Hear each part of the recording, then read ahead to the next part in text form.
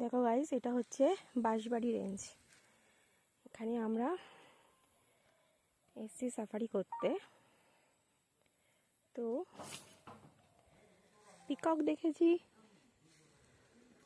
Elephant দেখেছি, buffalo দেখি, deer দেখেছি। যত ভেতরে যাবে তত বাঘের দেখা মিলবে। দেখা যাক বাঘ দেখা যায় কিনা। দেখো পুরো গভীর জঙ্গল।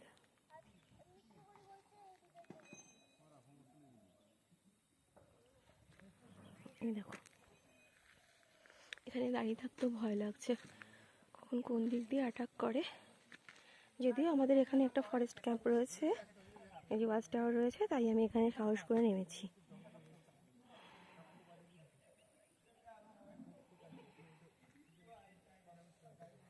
দেখেছো কেমন জঙ্গল চারিদিকে।